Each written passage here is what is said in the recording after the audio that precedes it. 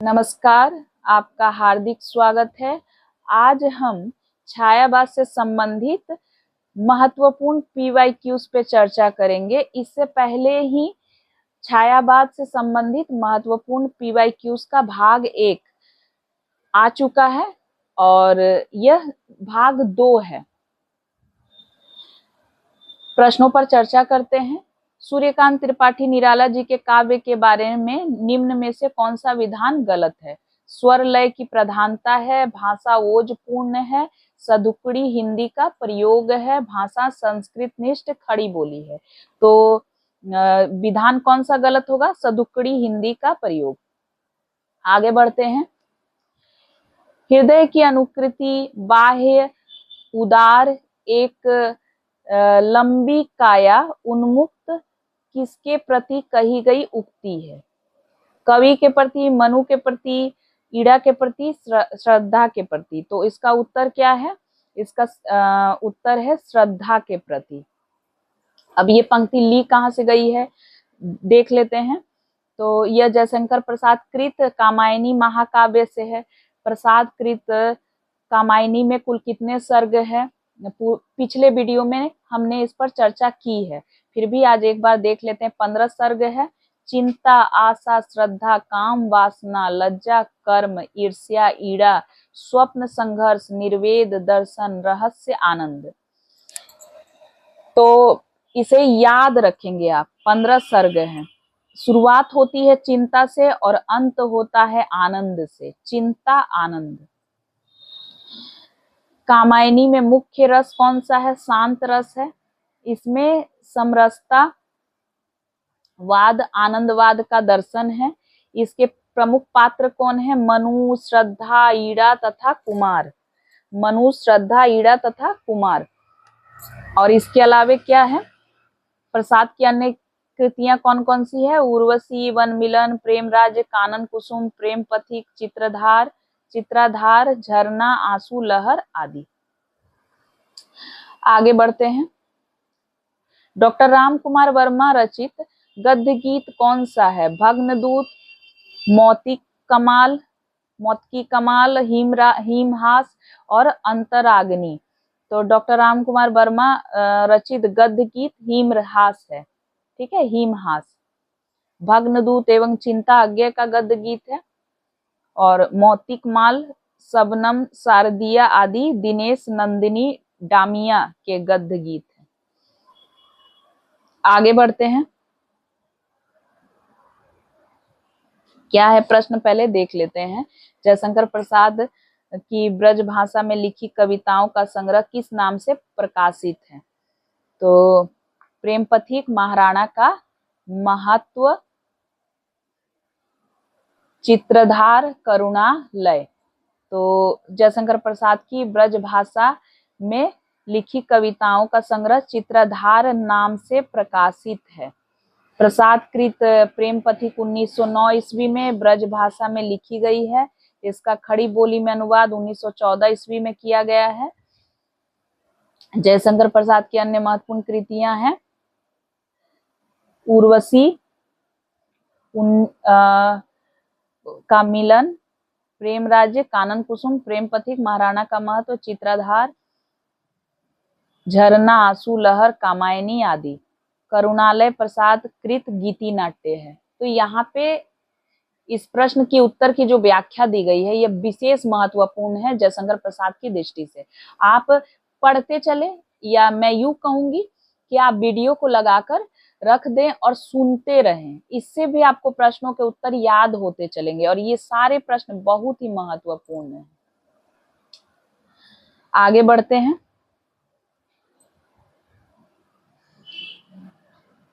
All India radio को गौरवान्वित करने वाले निम्नलिखित साहित्यकारों में से एक नाम अशुद्ध है। कौन से अशुद्ध नाम है? तो सूर्यकांत त्रिपाठी निराला, सुमित्रा नंदन पंत, भगवती चरण वर्मा, अज्ञे। तो इसका उत्तर क्या होगा? सूर्यकांत त्रिपाठी निराला। ठीक है, बाकी सभी जैसे सुमित्रा नंदन पंत, भगवती चरण वर्मा, अज्ञे ने ऑल इंडिया रेडियो को गौरवान्वित करने वाले साहित्यकार हैं। ठीक है, आगे बढ़ते हैं। पंचवटी प्रसंग की कवि किस कवि की रचना है? रामकुमार वर्मा, निराला, मैथिली शरण गुप्त, शिव मंगल सिंह, सुमन। तो पंचवटी जो प्रसंग है छायावादी कवि निराला की रचना है। ये निराला कृत परिमन में संग्रहित पंचवटी प्रसंग दर्शन प्रधान रचना है। निराला की अन्य काव्य कृतियां हैं परिमल, गीतिका, तुलसीदास, आराधना, गीतगुंज आदि, जबकि मैथिली शरण गुप्त ने पंचवटी नाम से काव्य ग्रंथ की रचना की है। ठीक है, आगे देखते हैं। सियाराम शरण की रचना आत्मोत्सर्ग में किसके बलिदान की गाथा अंकित की गई है? सियाराम शरण गुप्त की रचना आत्मोत्सर्ग में गणेश शंकर विद्यार्थी के बलिदान की गाथा अंकित की गई है। सियाराम शरण गुप्त द्वारा रचित काव्य ग्रंथ है दैनिकी, नकुल, नोआखाली, पाथेय, मृण्मयी और आत्मोत्सर्ग। ठीक है, आगे बढ़ते हैं।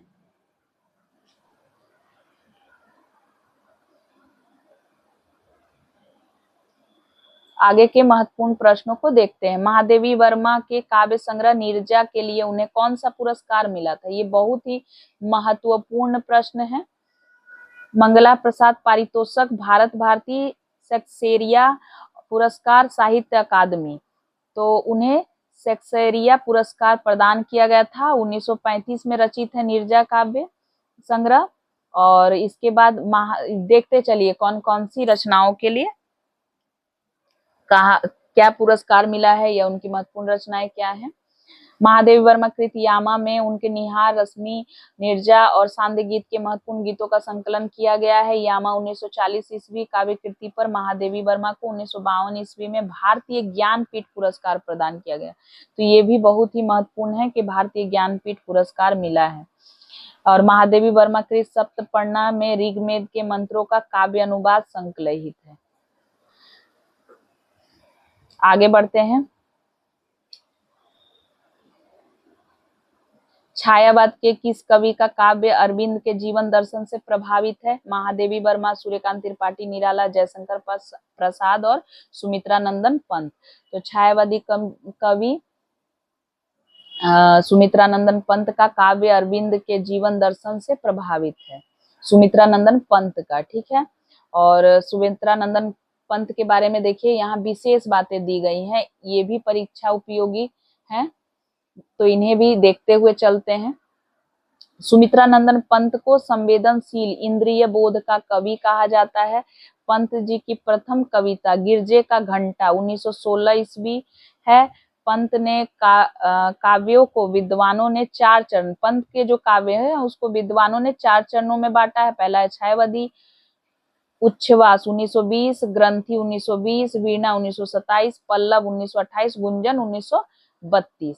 इसके बाद प्रगतिवादी काव्य उन्होंने लिखे हैं। कौन कौन से हैं? युगांत 1936, युगवाणी 1939, ग्राम्या 1940। इसके बाद उन्होंने नव मानवतावादी काव्य लिखे हैं। कौन कौन से हैं? उत्तरा 1949, कला और बूढ़ा चांद 1959, अतिमा 1955, लोकायतन 1964, सितंबरा 1965। महादेवी वर्मा को बौद्ध दर्शन से प्रभावित रहस्यवादी कवित्री के रूप में स्वीकार किया जाता है। इनको आधुनिक युग की मीरा भी कहा जाता है। सूर्यकांत त्रिपाठी निराला वेदांत दर्शन से प्रभावित थे। जयशंकर प्रसाद शैव दर्शन से प्रभावित थे। तो कौन किस दर्शन से प्रभावित है ये भी महत्वपूर्ण। और पंत जी का तो हमने जाना ही, अरविंद दर्शन से प्रभावित। और कौन कौन सी कृतियां हैं जो अरविंद दर्शन से प्रभावित है? स्वर्णधुली, स्वर्ण किरण, उत्तरा, अतिमा आदि। ठीक है, आगे बढ़ते हैं।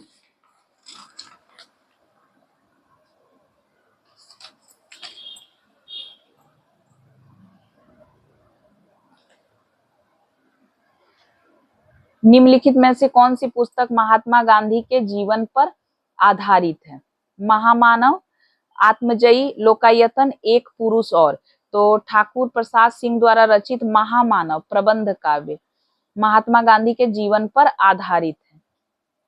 ठीक है, ठाकुर प्रसाद सिंह नवगीत विधा के प्रमुख कवि हैं। इन्होंने बंसी और मादल तथा हारी हुई लड़ाई लड़ते हुए अन्य काव्य कृतियों की रचना की है। सुमित्रा नंदन पंत कृत लोकायतन में भारतीय जीवन की स्वतंत्रता के पहले और बाद की कथा को काव्य रूप दिया गया है। लोकायतन में गांधीवाद का प्रभाव विद्यमान है, तो ये भी महत्वपूर्ण है। कुंवर नारायण कृत आत्मजयी का मूल कथा सूत्र कठोपनिषद के नचिकेता प्रसंग पर आधारित है। आगे बढ़ते हैं। निम्नलिखित में से कौन सा काव्य संग्रह महादेवी वर्मा का नहीं है?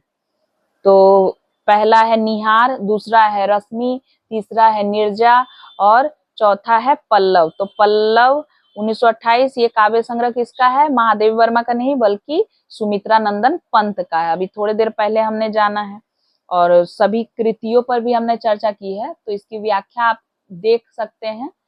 इन सारे महत्वपूर्ण तथ्यों को अभी थोड़ी देर पहले ही हम समझ चुके हैं। ठीक है, आगे बढ़ते हैं। जो अभी हमने बात व्याख्या में पढ़ी थी, देखिए उसी से संबंधित प्रश्न यहाँ आया हुआ है। क्या है? महाकाव्य कामायनी में निहित दर्शन है। कौन सा दर्शन है? तो देखते हैं। कामायनी महाकाव्य में प्रत्यभिज्ञा दर्शन निहित है। प्रत्यभिज्ञा, ठीक है। अब कामायनी 1935 ईस्वी को प्रकाशित है, ठीक है। 1935 कामायनी का रचना काल को शांति प्रिय द्विवेदी ने छायावाद का उपनिषद कहा है। किसने क्या कहा है इसको देखते हुए चलिए। इसमें प्रसाद ने कश्मीरी शैव दर्शन की अभिव्यक्ति की है। प्रसाद ने यंत्र और तर्क पर आधारित समाज का चित्रण किया है। इसमें 15 सर्ग है। सर्गों के नाम हमने थोड़ी देर पहले पढ़े हैं, ठीक है। आगे बढ़ते हैं। अब ये पंक्ति भी बहुत महत्वपूर्ण है, तो इसे भी देखते हुए चलते हैं। क्या है? मुझे तोड़ लेना बनमाली, उस पथ में देना तुम फेंक, मातृभूमि पर शीश चढ़ाने, जिस पथ जावे वीर अनेक। तो उक्त पंक्तियों के रचनाकार है कौन है? उक्त पंक्ति के रचनाकार कौन है? तो आप देखिए यहाँ और भी महत्वपूर्ण पंक्तियां दे दी गई हैं, तो इकट्ठे हम सबको देखते चलते हैं। पहले का तो उत्तर माखनलाल चतुर्वेदी होगा। ये पंक्ति तो अधिकतर अभ्यर्थी को याद ही होगी। हिंदी साहित्य को लेकर जो भी अध्ययन करते हैं तो उन्हें ये पंक्ति याद हो जाती है। आगे देखिए और महत्वपूर्ण पंक्तियां हैं। केवल मनोरंजन न कवि का कर्म होना चाहिए, उसमें उचित उपदेश का भी मर्म होना चाहिए। किसका है? ये मैथिली शरण गुप्त का है। पराधीन रहकर अपना सुख शोक न कह सकता है यह अपमान जगत में केवल पशु ही सह सकता है। राम नरेश त्रिपाठी। कवि कुछ ऐसी तान सुनाओ जिससे उतल पुतल मच जाए। बालकृष्ण शर्मा नवीन, ठीक है। अब ये प्रश्न आ सकता है परीक्षा में कि निम्नलिखित में से छायावादी कवि नहीं है, कौन नहीं है? तो मैथिली शरण गुप्त, जयशंकर प्रसाद, सूर्यकांत त्रिपाठी निराला, सुमित्रा नंदन पंत। तो आप देखकर ही इसका उत्तर बता सकते हैं कि मैथिली शरण गुप्त नहीं है बल्कि ये द्विवेदी युग के कवि हैं। आगे बढ़ते हैं। छायावाद की प्रवृत्ति की बात करें तो आप देख सकते हैं कि कौन सी छायावाद की प्रवृत्ति नहीं है।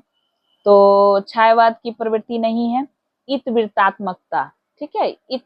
इतवृत्तात्मकता नहीं है, ये द्विवेदी युग की प्रवृत्ति है। इसमें कहने का अर्थ है कि वर्णन प्रधान जो रचनाएं होती है, बढ़ा कर लिखना, ठीक है, बड़ा कर करके। तो छायावाद की प्रवृत्तियां क्या है? व्यक्ति स्वतंत्र का स्वर, रूढ़ियों से मुक्ति का प्रयास, प्राकृतिक स्पंदन। आगे देखिए।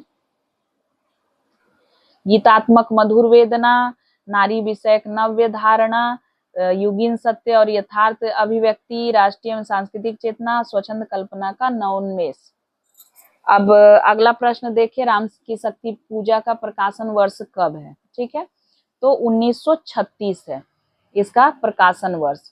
और ये किस पर आधारित है? कई बार प्रश्न आता है, तो बंगला रामायण पर आधारित है। किसके द्वारा रचित है? वो कृतिवास का जो बंगला रामायण है उस पे आधारित है, ठीक है। 15 दिनों की कठोर साधना में 1840 छंदों में प्रस्तुत लंबी कविता है। इसे समासोक्ति शैली में महाकाव्य के रूप में निराला ने लिखा, परंतु इसे लंबी कविता कहा गया, ठीक है। ध्यान रखेंगे कि इसे लंबी कविता कहा गया है।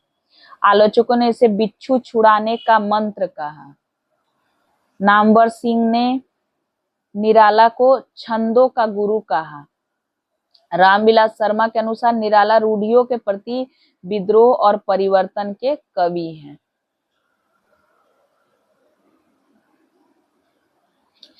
निराला के साथ ये समस्या थी ना कि जब तक वो थे तब तक उन्हें आलोचनाएं बहुत सहनी पड़ी, लेकिन वो जब चले गए तो उनकी ही रचनाएं अमर और महान बन गई। तो ये परिस्थिति निराला के साथ थी, क्योंकि वो धारा से विपरीत होकर रचनाएं करते थे, और समाज का नियम है कि जो नियमों के विरुद्ध जाकर रचनाएं करता है तो उसके प्रति आलोचनाएं, विद्रोह होती ही है।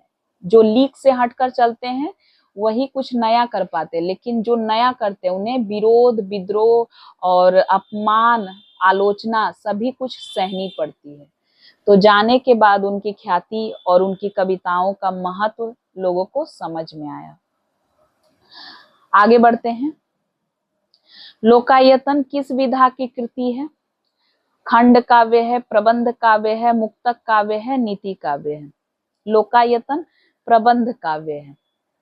लोकायतन छायावादी कवि सुमित्रा नंदन पंत की कृति है, और इस पर हमने अभी थोड़े देर पहले चर्चा की है। आगे बढ़ते हैं, महत्वपूर्ण प्रश्न को देखते हैं। तुलसीदास के रचनाकार हैं, कौन है? सूर्यकांत त्रिपाठी निराला, सुमित्रा नंदन पंत, महादेवी वर्मा, जयशंकर प्रसाद। तो तुलसीदास के रचनाकार कौन है? सूर्यकांत त्रिपाठी निराला है, और 1938 ईस्वी में रचित यह प्रमुख काव्य कृति है। निराला का जन्म कब हुआ था ये भी आप देख लें। महिषादल रियासत में फरवरी 1899 ईस्वी में, तथा निधन अक्टूबर 1961 ईस्वी में दारागंज, प्रयागराज, उत्तर प्रदेश में हुआ है।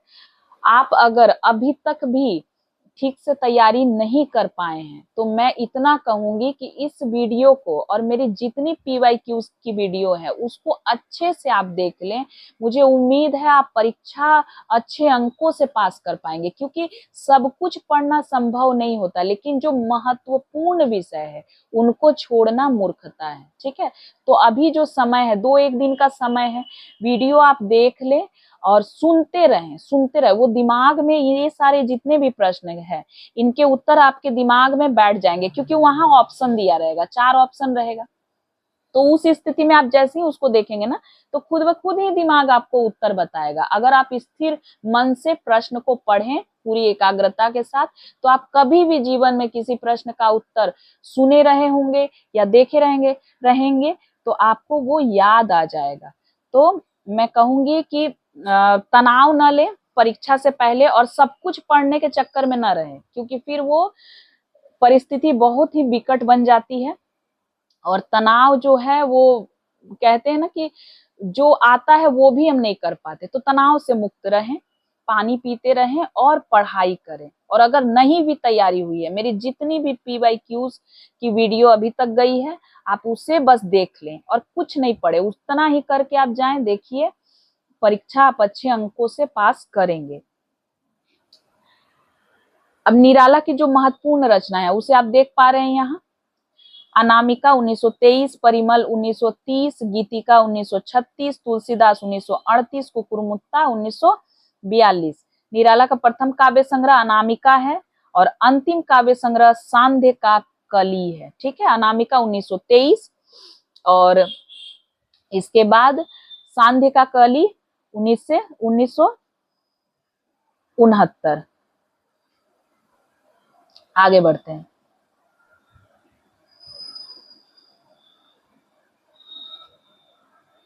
इसे देखें, इस प्रश्न को, महादेवी वर्मा के यामा के काव्य में कौन सी रचना संकलित नहीं है? निहार, दीपशिखा, रश्मि, सांध्य कली। तो महादेवी वर्मा के काव्य संग्रह यामा में दीपशिखा कविता संकलित नहीं है।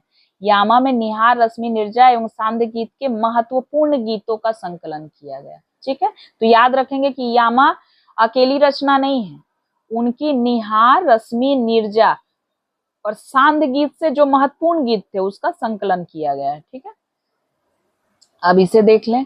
जीवन और मृत्यु से संबंधित जो प्रश्न आते हैं, कई बार पूछ ही लिए जाते हैं। तो छायावादी के 4 प्रमुख स्थान जो हैं उनमें से महादेवी वर्मा एक है, और इनका जन्म मार्च 1907 ईस्वी में तथा निधन सितंबर 1987 में हुआ है। ठीक है, और इनकी प्रमुख रचनाएं निहार 1930, रश्मि 1932, निर्जा 1935, सांध्य गीत 1936, दीप शिखा 1942, सप्तपर्णा 1960। आगे बढ़ते हैं और महत्वपूर्ण प्रश्नों को देखते हुए चलते हैं।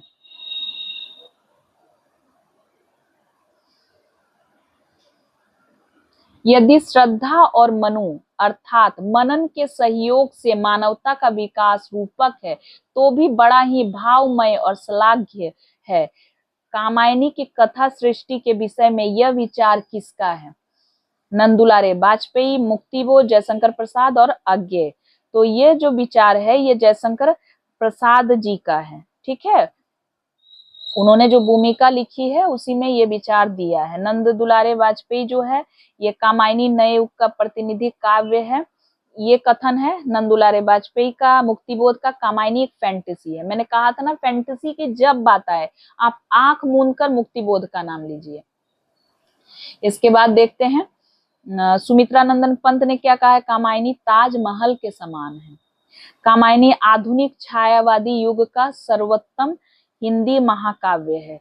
प्रसाद जी की यह अंतिम रचना 1935 ईस्वी में लिखी गई। चिंता से लेकर आनंद तक के इस महाकाव्य में कितने सर्ग है? 15। मैंने अभी तक करीब 5 बार और पुराने वीडियो में भी अनगिनत बार इस प्रश्न को दोहराया है। ठीक है, कितने सर्ग है, कितने सर्ग हैं, तो अब तक तो आपको याद हो जाना चाहिए। अब छायावाद की परिभाषा से संबंधित ये प्रश्न है, इसे एक बार देख लेते हैं। जब वेदना के आधार पर स्वानुभूतिमयी अभिव्यक्ति होने लगी तब हिंदी में उसे छायावाद नाम से अभिहित किया गया। तो यह परिभाषा किसने दी है छायावाद के बारे में? मुकुटधर पांडे, जयशंकर प्रसाद, सुमित्रा नंदन पंत, महादेवी वर्मा। तो यह उपर्युक्त परिभाषा जयशंकर प्रसाद ने दी है। ठीक है, और सुमित्रा नंदन पंत ने छायावाद को चित्र भाषा पद्धति कहा है। नगेंद्र के अनुसार स्थूल के प्रति सूक्ष्म का विद्रोही छायावाद है। ठीक है, यहाँ स्थूल है ना, तो स्थूल के प्रति सूक्ष्म होगा यहाँ। ठीक है, सूक्ष्म का विद्रोही छायावाद, ये नगेंद्र की परिभाषा है। और नंद दुलारे वाजपेयी छायावाद सांसारिक वस्तुओं में दिव्य सौंदर्य का प्रत्यय है। आगे देखते हैं।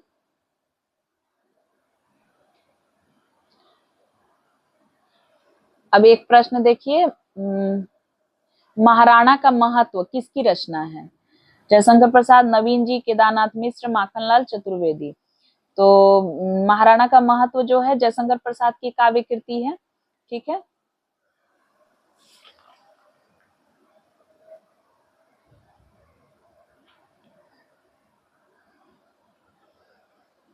ये एक प्रश्न है, चित्रधार किस कवि की कृति है? तो चित्रधार जयशंकर प्रसाद की ब्रज भाषा में रचित कविताएं इसमें संकलित है। ठीक है, तो ये जयशंकर प्रसाद की कृति है। आगे बढ़ते हैं, महत्वपूर्ण प्रश्नों को देखते हुए चलते हैं।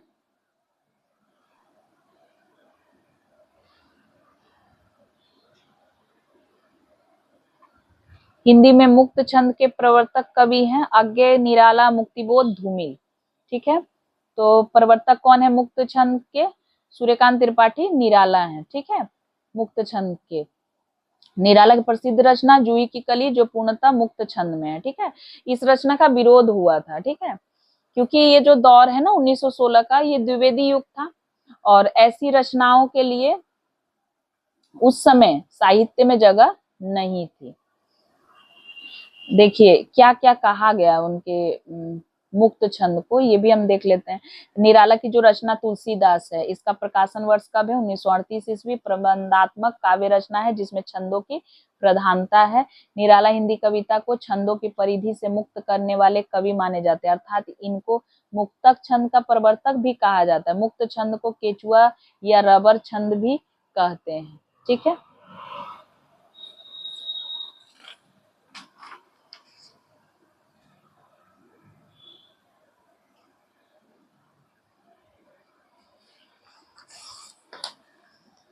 प्रश्न तो यहाँ बहुत सारे, लेकिन कुछ प्रश्न टीजीटी पीजीटी से रिलेटेड नहीं है। ये सारे प्रश्न असिस्टेंट प्रोफेसर से रिलेटेड है। चूंकि आपकी परीक्षा में अभी समय कम है, तो मैं चाहती हूँ कि वो प्रश्न आप करके जाएं जो वास्तव में परीक्षा में आने योग्य हैं।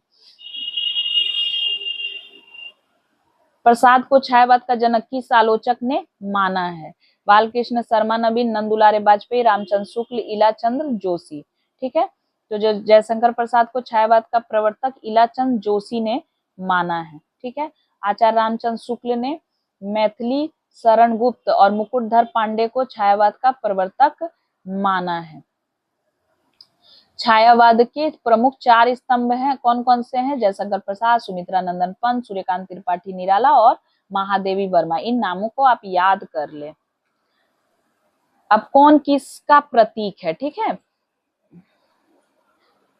कौन किसका प्रतीक है? कुछ विद्यार्थी इसमें दुविधाग्रस्त भी हो गए थे, एक बार आप फिर से देख लें इसे।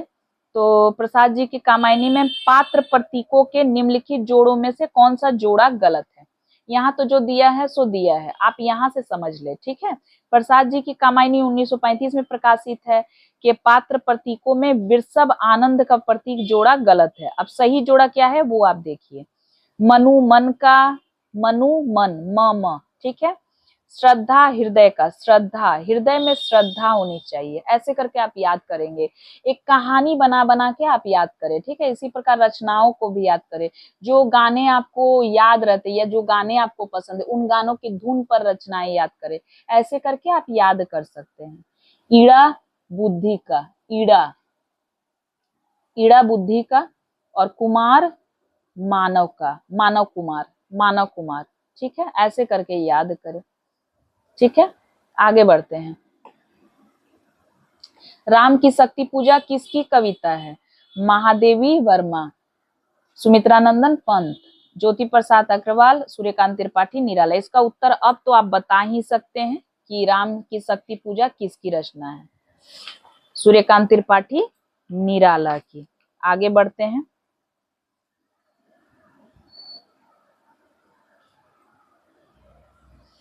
अब ये रचना एक देख लेते हैं। ये जो प्रश्न है इसे देखते हैं। निम्न में से जयशंकर प्रसाद जी का कौन सा काव्य स्मृति काव्य की श्रेणी में आता है? ठीक है, कौन सा काव्य आता है स्मृति काव्य की?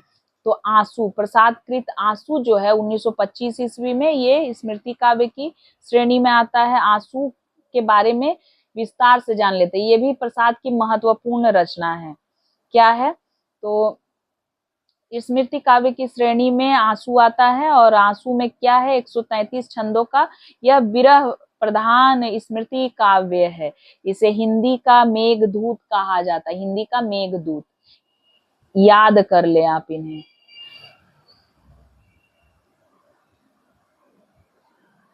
और इसके बाद अन्य रचनाओं की प्रमुख काव्य कृतियों की बात की गई है, तो आप उसे देख पा रहे होंगे। ठीक है, और कुछ पर तो हमने चर्चा पहले ही की है। ठीक है, बस आंसू के विषय में आप अच्छे से याद कर ले कि 133 छंद हैं, विरह प्रधान स्मृति काव्य है। ठीक है, आंसू कब निकलता है ऐसे करके याद करें, समझ कर। ठीक है, खुद को लॉजिक दे, खुद से बातें करें, ऐसे समझा के याद करें कि आंसू कब आंखों से आने लगता है, कब वो स्थिति आती है। तो जब हम किसी को याद करते हैं। ठीक है, और हिंदी का मेघदूत कहा गया है, इसे भी आप याद रखेंगे।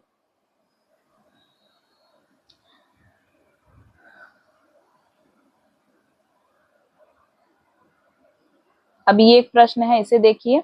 वस्तु में आध्यात्मिक छाया का भान ही छायावाद है, किस आलोचक का कथन है? जयशंकर प्रसाद, लाला भगवान दीन, राधा कृष्ण दास, नंदुलारे वाजपेयी। तो वस्तुओं में छाया, आध्यात्मिक छाया का भान ही छायावाद है, ये मान्यता आलोचक नंदुलारे वाजपेयी जी की है। ठीक है, अब रामचंद्र शुक्ल ने क्या कहा है इसे भी याद रखें। ठीक है, क्या कहा उन्होंने कि छायावाद शब्द का प्रयोग 2 अर्थों में समझना चाहिए। वो 2 अर्थ निकाले हैं छायावाद का। ठीक है, एक तो रहस्यवाद के अर्थ में, और जहां इसका संबंध कथा वस्तु से है। दूसरा प्रयोग काव्य शैली या पद्धति विशेष के व्यापक अर्थ में। ठीक है, तो ये शैली हो गया, काव्य शैली एक तरफ है और दूसरे तरफ है रहस्यवाद। 2 अर्थों में कौन समझते हैं? रामचंद्र शुक्ल। नगेंद्र की मैंने बताई ही थी कि छायावाद स्थूल के प्रति सूक्ष्म का विद्रोह है। ठीक है, और राम कुमार वर्मा जब आत्मा की छाया परमात्मा पर पड़ती है तथा परमात्मा की छाया आत्मा पर जब पड़ने लगती है, ठीक है, उसे छायावाद, मतलब वो छाया को लेकर चले हैं, आत्मा की परमात्मा और परमात्मा की आत्मा में, ठीक है, जब छाया पड़ने लगे। अब शांति प्रिय द्विवेदी, छायावाद एक दार्शनिक अनुभूति है। महादेवी वर्मा, छायावाद तत्वतः प्रकृति के बीच जीवन का उद्गीत है। महादेवी वर्मा का उद्गीत है, ठीक है, ऐसे करके याद रखें। आगे देखते हैं। अभी हमने सांध्य के कली पर चर्चा की थी। किस रचनाकार की कविताओं का संग्रह है, हमने पढ़ा था ना कि अंतिम रचना है, किसका है, याद कीजिए। सांध्य का कली निराला का अंतिम काव्य संग्रह है, ठीक है, याद रखेंगे इसे। अब सांध्य के कली के विषय में कुछ महत्वपूर्ण बातें हैं, उसे भी देख लीजिए। कुल 65 गीत है इसमें, ठीक है, और 65 गीत निराला के 65 साल की उम्र का प्रतिनिधित्व करते हैं। ये 65 गीत निराला के 35 वर्ष की उम्र का प्रतिनिधित्व करते हैं, ठीक है। और इस निराला की अंतिम कविता इसी में है। क्या था? पत्रोत्कंठित जीवन का विष बुझा हुआ है। उनका जीवन पीड़ा से भरा हुआ था। कभी उन पर चर्चा करूंगी तो मैं अलग से वीडियो बनाकर लाऊंगी। जीवन भर उन्होंने कष्ट किया। पुत्री के वियोग में सरोज स्मृति की भी रचना की, वो भी एक बहुत ही महत्वपूर्ण, और पिता का जो भाव होता है अपनी पुत्री के प्रति, उसका चित्रण उसमें हृदय विदारक है। सरोज स्मृति 1935 ईस्वी। तो ये महत्वपूर्ण रचनाएं हैं, ठीक है। आगे बढ़ते हैं।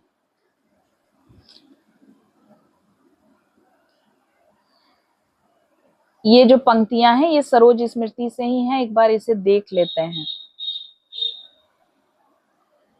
जो चर्चा मैंने अभी की ना उसी पर ही है, एक बार देखते हुए चलते हैं। माँ की कुल शिक्षा मैंने दी, पुष्प सेज तेरी स्वयं रची, सोचा मन में वो शकुंतला, पर पाठ अन्य यह अन्य कला।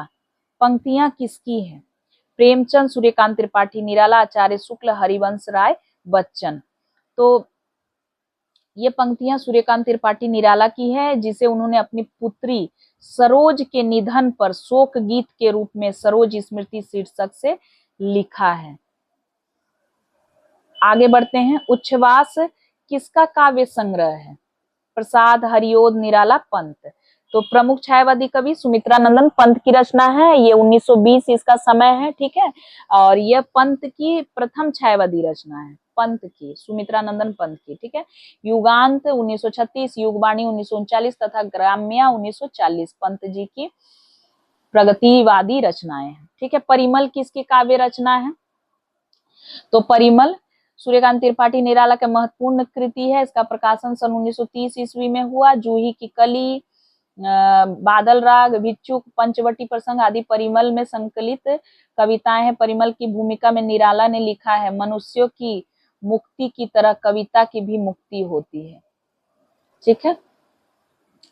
आगे बढ़ते हैं। निम्न में से किस कवि का पहले नाम गुसाई दत्त था? गुसाई दत्त किसका है? सुमित्रानंदन पंत, हजारी प्रसाद द्विवेदी, धर्मवीर भारती, हरिवंश राय बच्चन। तो देखिए, सुमित्रानंदन पंत के बचपन का नाम क्या था? गुसाई दत्त था। इनका जन्म कब हुआ? 1900 ईस्वी में, कोसानी, अल्मोड़ा। जन्म याद रखें आप। चिदंबरा पंत जी की महत्वपूर्ण कविताओं का संग्रह है। इस पर इन्हें 1968 ईस्वी में भारतीय ज्ञानपीठ पुरस्कार प्राप्त हुआ। तो किसको, किस रचना के लिए ज्ञानपीठ पुरस्कार प्राप्त हुआ, इसे आप ध्यान में रखें। आगे बढ़ते हैं। कवि निराला ने किसे हिंदी के विशाल मंदिर की सरस्वती कहा है? महादेवी वर्मा, मीराबाई, मनु भंडारी, अमृता प्रीतम। तो मुक्त छंद के जो प्रवर्तक है कौन है? निराला है।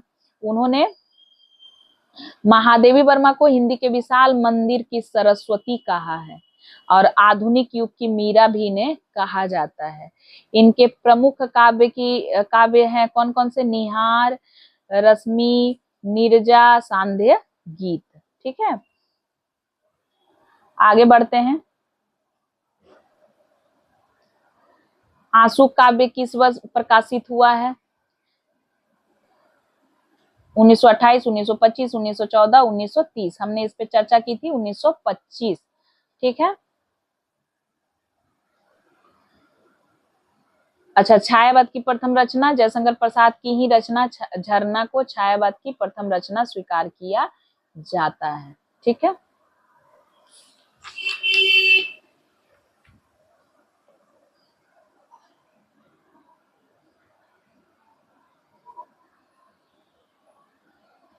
बादल राग कविता के कवि कौन हैं? केदारनाथ अग्रवाल, पंत, निराला, नागार्जुन। तो इसके कवि हैं सूर्यकांत त्रिपाठी, निराला। ठीक है। आंसू में किस रस की प्रधानता है? देख रहे हैं प्रश्न। अद्भुत रस, करुण रस, हास्य रस और रति रस। तो आंसू में जयशंकर प्रसाद की कृति है, विरह प्रधान स्मृति काव्य है, तो इसमें करुण रस है। ठीक है, करुण रस।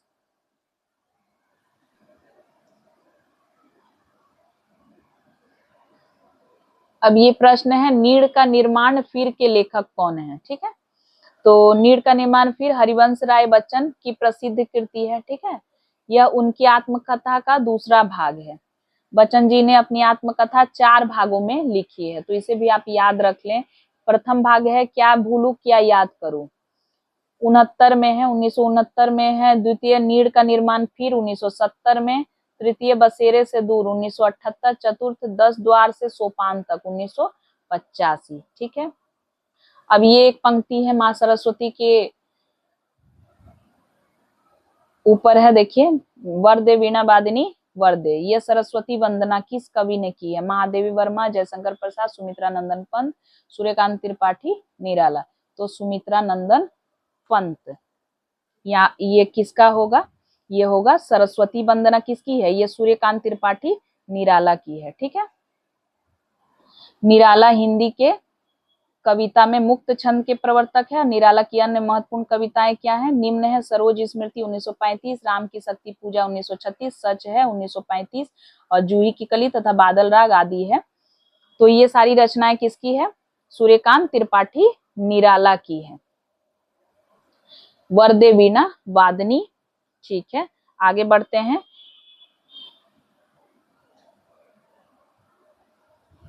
कामायनी का 9वां सर्ग कौन सा है? ठीक है। तो 15 सर्गों पर हमने पहले ही चर्चा की है और उनमें 9वां सर्ग कौन सा है? तो 9वां सर्ग है ईड़ा। आगे बढ़ते हैं।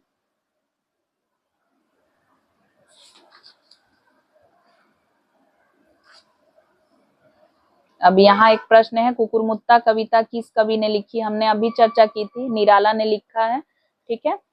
और सर्वहारा वर्ग का प्रतिनिधित्व और गुलाब पूंजीपति वर्ग का प्रतिनिधि है। ठीक है। कुकुरमुत्ता किसका प्रतिनिधि है? सर्वहारा वर्ग का, और गुलाब पूंजीपति वर्ग का। ठीक है।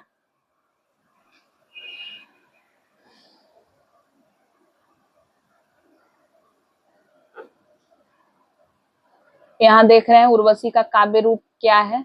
तो उर्वशी का महाकाव्य है, 5 अंग है। ठीक है। इसमें दिनकर ने स्वयं काम आध्यात्म की कृति कहा है इसे। ठीक है। अभी हमने केचुआ छंद पे चर्चा की थी, तो केचुआ छंद का प्रयोग किस कवि ने अपने कविताओं में किया है? सिर्फ भाषा बदल दी गई है और प्रश्न अभी, इस प्रश्न का उत्तर हम अभी थोड़ी देर पहले करके आए हैं। तो केचुआ छंद का प्रयोग अपनी कविताओं में किया। इसे हिंदी में मुक्त छंद का प्रवर्तक, इन्हें किनको? सूर्यकांत त्रिपाठी, निराला को कहा जाता है मुक्त छंद का प्रवर्तक। ठीक है।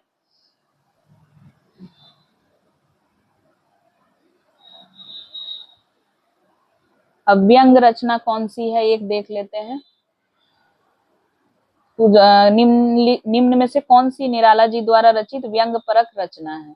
तो तुलसीदास, जूही की कली, सरोज स्मृति, कुकुरमुत्ता। तो कुकुरमुत्ता जो है वो सूर्यकांत त्रिपाठी की एक प्रसिद्ध लंबी कविता है, जिसमें कवि ने पूंजीवादी सभ्यता पर कुकुरमुत्ता के बयान के बहाने करारा व्यंग किया है। इसमें कुकुरमुत्ता किसका प्रतीक है? सर्वहारा वर्ग का, और गुलाब किसका? पूंजीपति वर्ग का। गीत गुंज नामक संकलन किस कवि की रचना है पंत, निराला प्रसाद और महादेवी। तो गीत गुंज 1954 ईस्वी काव्य संकलन निराला की रचना है। ठीक है, पंत जी का महाकाव्य कौन सा है? शिल्पी, चिदंबरा, लोकायतन और गुंजन।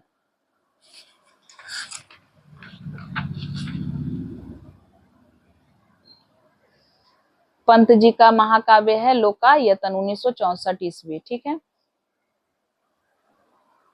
अब सरोज स्मृति में सरोज कौन है? मैंने अभी थोड़ी देर पहले बताया है कि निराला की पुत्री है। निराला जी का प्रथम काव्य संग्रह कौन सा है? अनामिका, अर्चना, आराधना, अनिमा। तो पहला है अनामिका 1923 ईस्वी में। मैं नीर भरी दुख की बदली, महादेवी वर्मा का उपयुक्त गीत उनके किस काव्य संग्रह से संबंध है? तो सांध्य गीत नामक संग्रह से ली गई है। ठीक है, अब हरिवंश राय बच्चन की रचनाओं का जो प्रकाशन वर्ष है उसे भी हम देख लेते हैं। सही क्रम क्या होगा, कौन सी पहली कौन सी अंत में? मधुशाला 1935, एकांत संगीत 1939, सतरंगिनी 1945, मिलन यामिनी 1950। जागो फिर एक बार कविता के रचनाकार कौन है? जागो फिर एक बार सूर्यकांत त्रिपाठी निराला हैं इसके रचनाकार। ठीक है,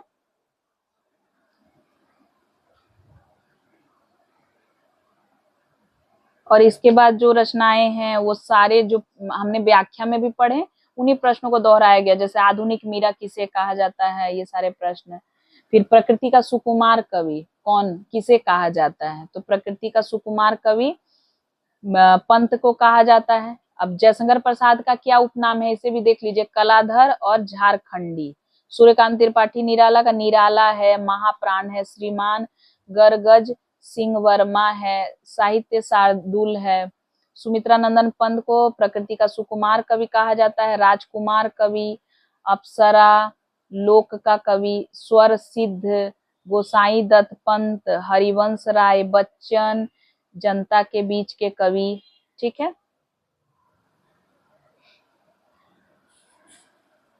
अब कुछ कवियों का जीवन काल भी हम इकट्ठे देखते हुए चलते हैं। अच्छा, जयशंकर प्रसाद का 1889 से 1937, सूर्यकांत त्रिपाठी निराला 1899 से 1962, सुमित्रा नंदन पंत 1900 से 1977, महादेवी वर्मा 1907 से 87। ठीक है, तो ये रचना काल है, सबके जीवन काल है। ठीक है, जीवन काल को याद रखें।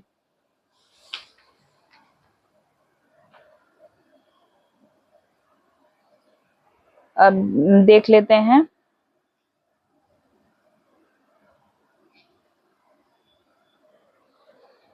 ये एक पंक्ति है, इसे देख लीजिए। निराला की कविता जूही की कली को किस संपादक ने बिना प्रकाशित किए वापस कर दिया था?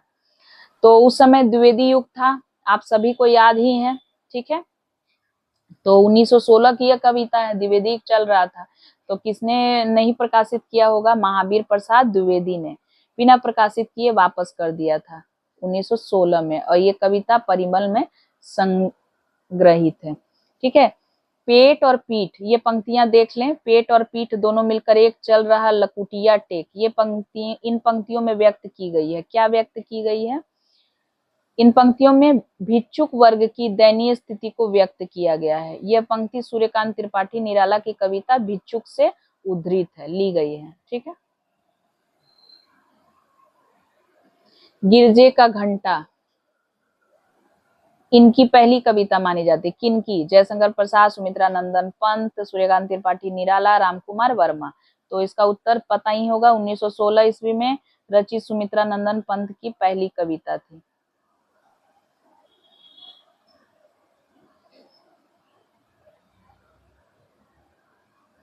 अब हरिवंश राय बच्चन जो है वो किस धारा से आते हैं? बच्चन के काव्य धारा का उल्लेख कीजिए। छायावादी, हालावादी, प्रयोगवादी, प्रगतिवादी।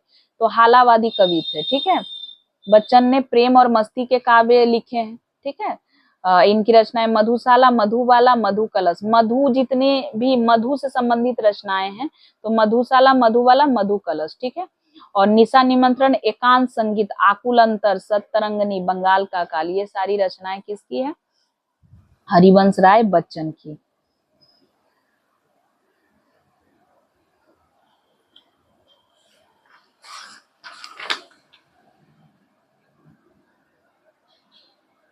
अब एक प्रश्न है, देख लेते हैं। पुष्प की अभिलाषा नामक प्रसिद्ध कविता लिखी गई है, किसकी है? तो यह माखनलाल चतुर्वेदी राष्ट्रीय काव्य धारा के जो कवि हैं, राष्ट्रीय काव्य धारा के कवि हैं, उनकी रचना है। ठीक है, इनका नाम क्या है? उपनाम एक भारतीय की आत्मा है। ठीक है, और हिम किरीटनी, हिम तरंगिनी, माता तथा समर्पण माखनलाल चतुर्वेदी के काव्य संग्रह है। ठीक है, मौर्य विजय किसकी रचना है? मौर्य विजय सियाराम शरण गुप्त की रचना है।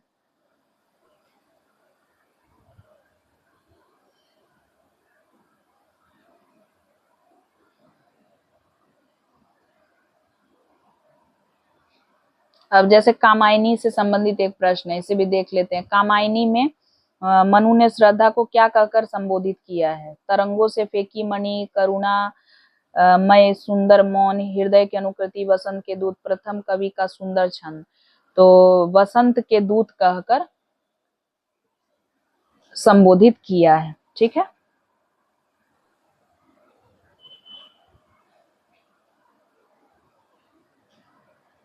कामायनी में श्रद्धा किस गोत्र की है? तो श्रद्धा जो है काम गोत्र की है।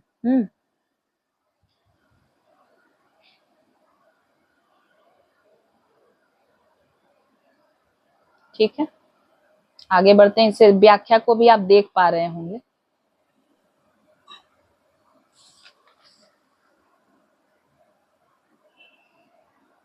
बाकी सभी यहाँ जितने भी प्रश्न हैं, सभी प्रश्न एक दो बार मैंने व्याख्याओं में दोहराए ही हैं।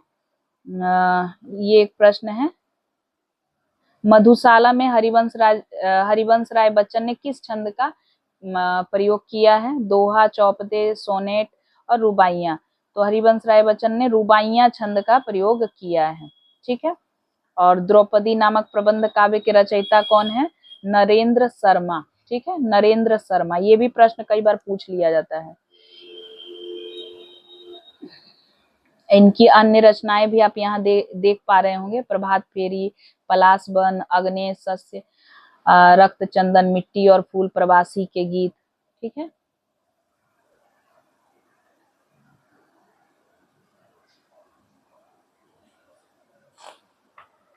अब ऐसे भी प्रश्न आ सकते हैं कि दे दिया जाए कि कामायनी में कौन सा सर्ग नहीं है? तो लोभ, चिंता, श्रद्धा, आनंद, कौन सा नहीं है? तो कामायनी में 15 सर्ग है, लोभ नहीं है। ठीक है,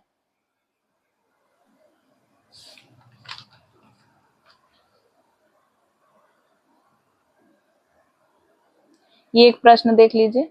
वियोगी होगा पहला कवि, आह से उपजा होगा गान। तो इसके रचनाकार कौन है? सुमित्रा नंदन पंत हैं। ठीक है, इस पंक्ति के।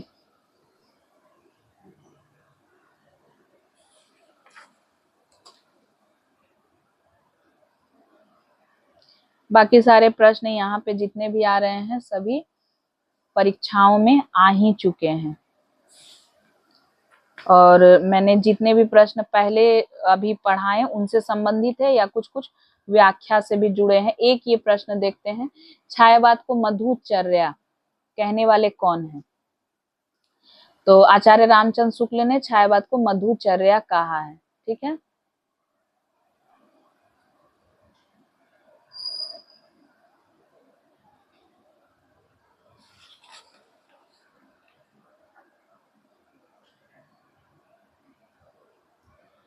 अब यहाँ कुछ प्रश्न हैं, इन्हें हम देखते हुए चलते हैं। श्रद्धा नामक पात्र किस महाकाव्य में है? तो श्रद्धा नामक पात्र कामायनी में है। ठीक है, कामायनी के प्रमुख पात्र है राम, रत्नसेन, कृष्ण और मनु।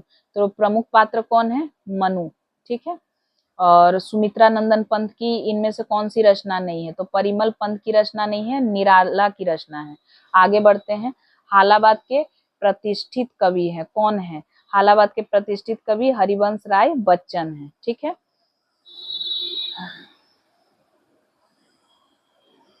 अच्छा, छायावाद के प्रमुख 4 स्तंभ किन्हें माना गया? तो ये इसका उत्तर आप बता ही सकते हैं, प्रसाद पंत निराला और महादेवी वर्मा। ठीक है। अब कामायनी का कब प्रकाशन हुआ? तो इन प्रश्नों पर मैंने अभी चर्चा की है, इसका उत्तर आपको पहले ही मैंने बता दिया है। ठीक है।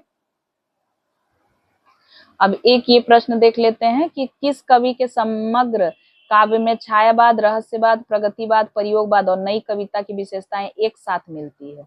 तो वो कवि कौन है? सूर्यकांत त्रिपाठी निराला के समग्र काव्य में छायावाद, रहस्यवाद, प्रगतिवाद, प्रयोगवाद और नई कविता की विशेषताएं एक साथ मिलती हैं।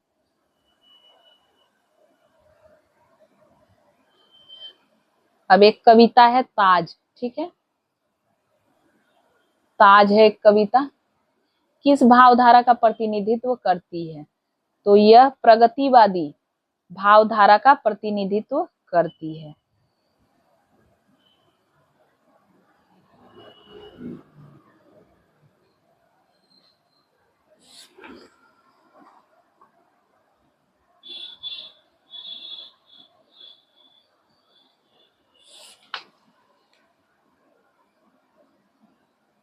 इन सारे प्रश्नों पर हमने व्याख्या में चर्चाएं की हैं और कुछ प्रश्न तो हूबहू सी भाषा बदल के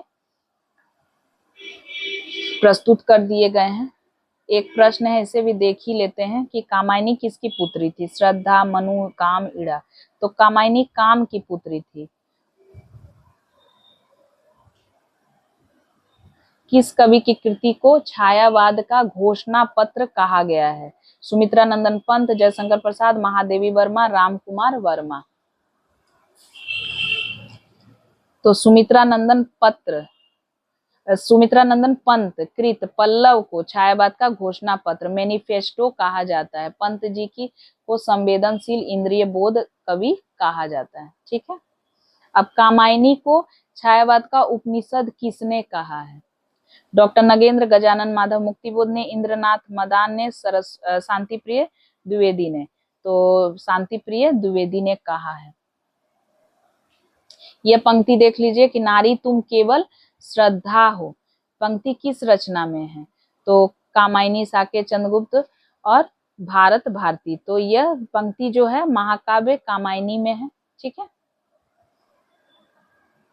एक ये पंक्ति भी देख लेते हैं कि धिक जीवन जो पाता ही आया है विरोध, पंक्ति में किसके जीवन सत्य की अभिव्यक्ति मिलती है?